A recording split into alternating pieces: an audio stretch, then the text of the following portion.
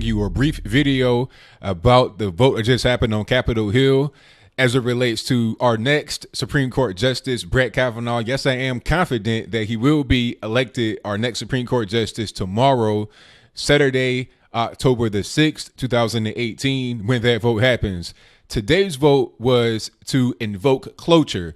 What that means is that there will be no more debates, no more surprises, no more filibustering. We're going to go ahead and vote tomorrow to get Brett Kavanaugh either confirmed or denied. And like I've said, I'm pretty confident that he will be confirmed. Now, the key thing in this are the 4 senators that voted in a way that was not expected, was expected, or was different than their party.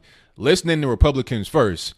Now, you have Jeff Flake from Arizona, Susan Collins of Maine, and Lisa Murkowski of Alaska. Flake and Collins both voted in the affirmative. They voted aye, but Lisa Murkowski, unfortunately, voted against. Now, I'm reading stories talking about she was talking to Alaskan constituents for hours, victims of sexual assault, all this, that, and the third.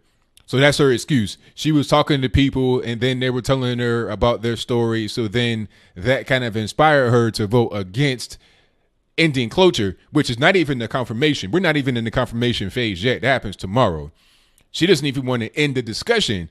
And the FBI did their investigation. They didn't find anything. That was nothing burger. This is the 7th FBI investigation into this man. What more do you need? You're leading with your feelings and that's your brain here. But to move right along, thank you to Jeff Snowflake. I'm going to still call you Snowflake, boss, because I don't like you all the way. But thank you to Jeff Flake and Susan Collins for voting in the affirmative. Hopefully you do the same thing tomorrow because this was a narrow victory, 51-49. The man, in my opinion, who was able to bring it to 51 was Joe Manchin, the Democrat out of West Virginia.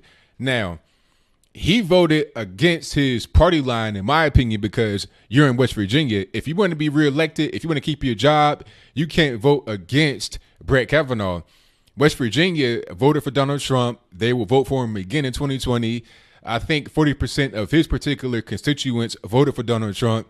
So he doesn't really have much of a choice but to vote for Brett Kavanaugh. If he does not, then he's pretty much done in West Virginia. And he can't really switch parties or anything like that.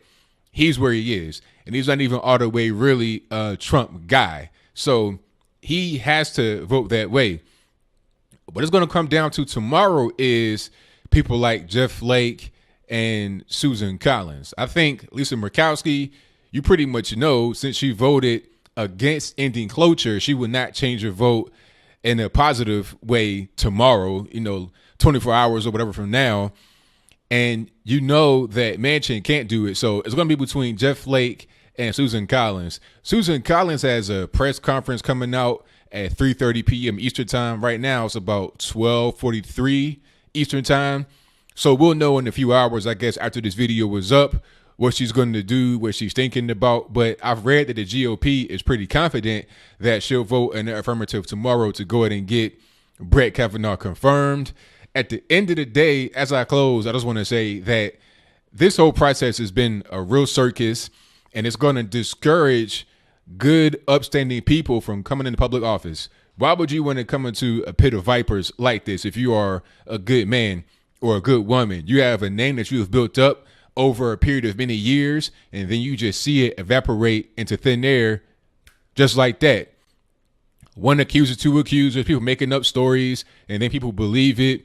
People politically have their own motivations behind it because let's be clear, the Democrats, even if they believe that Brett Kavanaugh is innocent, can't really go against their party line because of where they live. They are up for re-election. It's about job security.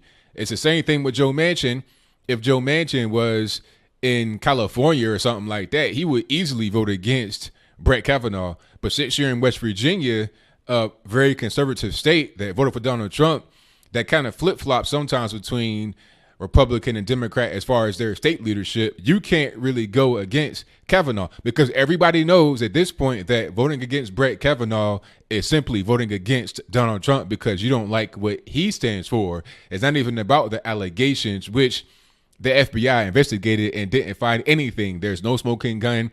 There's no real confirmation. People changing stories. Stories aren't really accurate. You got people coming on stage talking about, I don't know when it was. I don't know where it was. Is that and the third. So we'll see Saturday what happens. I may go live or do something like that. I'll definitely do my show tomorrow, and we could talk about our next Supreme Court justice. And if for some reason, knock on wood, Brett Kavanaugh is not confirmed, that's going to be really crazy for people who should have voted for him that did not. I think Jeff Snowflake and people like Bob Corker, they're going to be out of politics anyway. So for them, it may not even matter. But for Joe Manchin, Lisa Murkowski, Susan Collins, it really is going to spell doom for their career if they don't go the appropriate direction and vote in favor of Brett Kavanaugh. So what do you think? Do you think that Brett Kavanaugh should be confirmed? If you think so, please explain to me why. If you don't think so, please explain to me why. What more evidence do you need that this man is not guilty of what he's being accused of, or at least there's not any evidence to support it? It's possible that anybody could be guilty of any allegation, but you got to be able to prove it. You can't just come with baseless claims and say, oh, this is true, and then judge him based on that and have your actions be based on that particular judgment that you made without any real concrete physical evidence, no circumstantial evidence, no witness corroboration or anything like that. You have the word of a few people here and there that say he did a thing. That's not really enough. But do you think that some of these senators will get scared and go the other way? And by the way, please keep these people in your prayers if you're Christian or whatever it is, because they're going to need it. People like Jeff Flake, especially Joe Manchin, the Democrat, voting against the line. I think he's the only Democrat that is going to vote against the party line. But you have 3 Republicans that may do it. You know, like I said, Flake and Collins, I think they're pretty much going to be there in the affirmative, but they're still kind of on the edge. Lisa Murkowski obviously is not going to vote in the affirmative since she voted against them just to end the debate we're having right now that's been raging on for far too long. But that is pretty much all I got. So whatever your comments are, please let me know in the comments below.